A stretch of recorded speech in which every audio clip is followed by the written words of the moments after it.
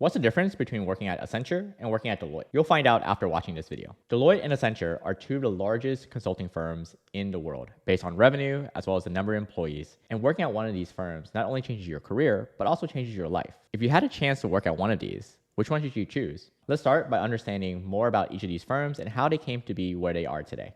We'll start with Accenture. The current form of Accenture actually came out to be in 1989, and its name was actually chosen from an early employee to mean an accent on the future. And last year, Accenture made over $64 billion, much of it coming from its consulting practice, doing it work from its offices across 49 different countries and employing over 700,000 people, making it the largest consulting firm in the world by number of employees. As a consultant at Accenture, you'll get to work with some of the largest clients in the world, such as Amazon, Google, and Adobe, just to name a few. While Accenture was founded not too long ago, Deloitte, on the other hand, is a lot older. In fact, it's 150 years older, having been founded in 1845. And while Deloitte is not as large as Accenture in terms of employee count, it still has an impressive 450,000 employees. And it does have a larger global footprint with over 700 offices across 150 countries and territories. And the revenue is actually pretty similar. While Accenture made $64 billion last year, Deloitte made $65 billion, with 45% of it coming from its consulting and advisory services, working with clients such as Apple, Microsoft, and Starbucks. So you can kind of see here, there's a lot of similarities when it comes to working at Accenture or working at Deloitte. For example, both have a global presence and a reputation that precedes them, since they are the largest consulting companies in the world.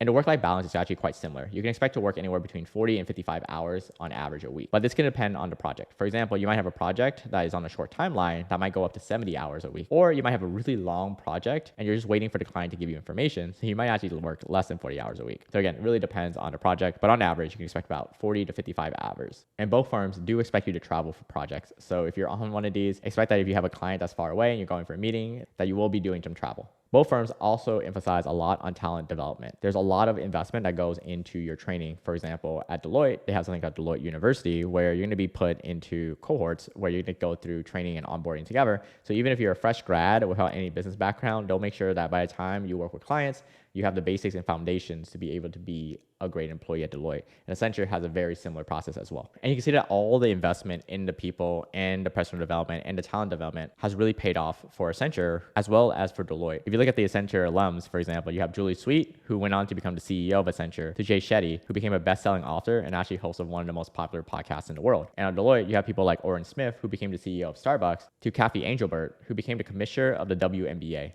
So impressive roster of alums as well as training here. But in order for you to get all the benefits and to get that professional development, you have to be able to get the job. And luckily, if you're thinking about applying to Accenture or thinking about Deloitte, the process is actually quite similar. So the process is 3 steps. First off is you have to apply online. So this is the online application. Then you're going to be invited to a series of online assessments and finally some live interviews. And once you get the job, the promotion is also quite similar. They have different titles for the firms, but you'll expect that your promotion path, assuming that you're hitting all the targets and meeting expectations, are quite similar. So if you decide to start at Accenture, for example, and a friend started at Deloitte and you're both proceeding your career normally, then you can expect to have a very similar path to promotion. So in particular, at Accenture, if you're an undergrad who just finished their degree, you'll start off as an analyst, work your way up to consultant, then become a manager, then a senior manager, then a managing director, then a senior managing director / principal. Depends on the title of the office and the team that you're on, but that's the highest level. At Deloitte, it's actually a similar path. When you finish your undergrad, you'll start off as an analyst, work your way up to consultant, then become a senior consultant, then a manager, then a senior manager, and then finally you become a principal, director, or partner. Again, the title depends on the team, the office location, but that's the highest level. So now that you know how Accenture and Deloitte came to be, as well as what they have in common, it's going to be a lot easier now to understand the differences. So let's talk about them. And there's 4 big differences when it comes to building a career at one of these firms.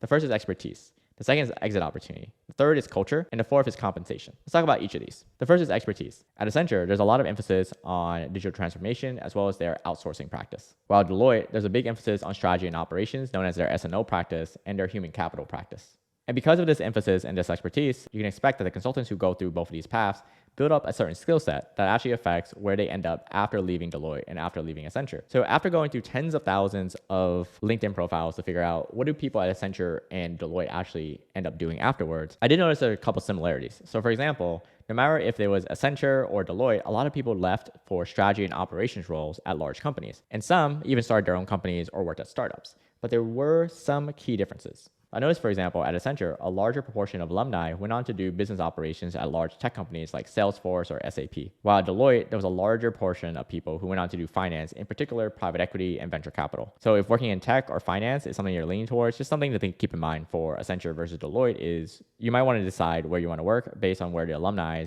are working on right now. The second is the culture. When I talk to current employees at Accenture versus current employees at Deloitte, there's a couple things that stand out. When I talk to the people at Accenture, there's three things that they mention. First is Accenture's willingness to innovate and just how technology driven they are. Second is the better work-life balance. And I can verify this, which is when I have dinners with friends of mine who are working at Deloitte and friends of mine who are working at Accenture, I can almost count if I had to choose and bet who's not going to show up for dinner or who's going to be late or who has to cancel last minute. I'm going to bet on the person at Deloitte canceling. The person at Accenture pretty much will always make the dinner and make it on time. And this is just an emphasis on the fact that Accenture puts a lot of emphasis on their employees and making sure that while they're working on projects, they're not burning out. So there's a bigger emphasis on employee centricness and just making sure that well-being is taken care of. Deloitte, on the other hand, has a heavier workload culture. So on average, the hours you can expect at Deloitte are going to be higher.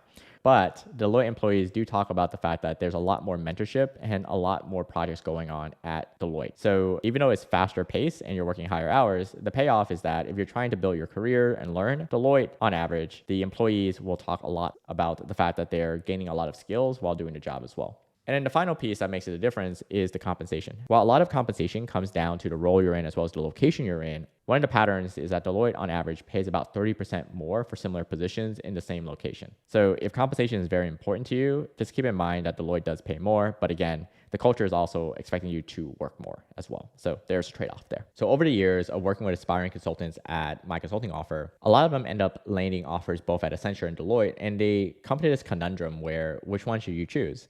And when they come to me, I really think about two things. First off, I think about, well, do you know what you want to do after Accenture or Deloitte? In particular, if you know there's a certain industry that you want to focus on, for example, if you know that you want to get into human capital and Deloitte is offering you an opportunity to work in their human capital consulting practice, then it becomes a no-brainer.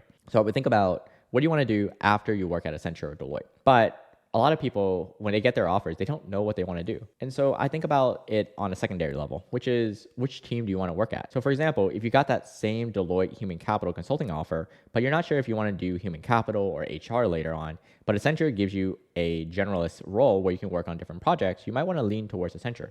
So I really want to think about what do you want to do afterwards? And is the role going to allow you to get closer to that goal? But let's assume that you had two really good offers now at this point. You're like, Davis, I've considered that. And both of them are giving me what I want in an industry I want. What should I choose? Then I really think about the culture and the vibe of the team that you're going to be working on. You're going to be working on a lot of hours in consulting. So I would think about, do you want to work more with the people you meet at Accenture or the team that you met at Deloitte? Because at the end of the day, the work needs to get done. But the people you get to work with, they're going to determine a lot of how you feel about the work. So as you're going through the recruiting process, as you're going through the interview process, as you're going through the diligence process of figuring out which offer to take, I would think about how are your interactions with the people that you met from both teams? Which ones can you actually see yourself spending weeks and months and years with? And that should be a huge factor, especially if both offers are compelling on a professional side. I want you to think about the personal side, which is which culture do you vibe with most? Who do you want to be associated with? And that's going to help you make that decision a lot easier. And now that you know the similarities and differences between working at Accenture and working at Deloitte, I'm curious, which firm are you leaning towards? For example, if after this video you decide that Accenture is your dream firm and you want to work in Accenture San Francisco, type in Accenture San Francisco.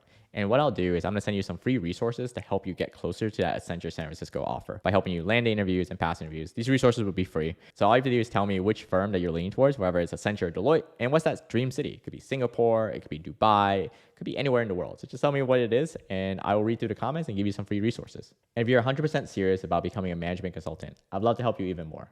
Here at my consulting offer, we're a team of former recruiters, consultants, and interviewers, and we've helped over 800 people land their dream consulting offer. And I'd love to help you do the same thing as well. Recently, my team and I have put together free training walking you through step by step our process for landing interviews and offers at firms like Accenture and Deloitte. And I actually want to give you this training away for free. In fact, I'm going to include it in the description below. So all you have to do is click the link below and you'll be one step closer to landing your dream consulting offer. But you don't have to take my word for it. You can actually hear from Hannah, who used that free training to land her dream job at Accenture. I'm going to link to her video so she can describe to you the process of how she went from a non-business background with low confidence in her interview skills to landing her dream job at Accenture.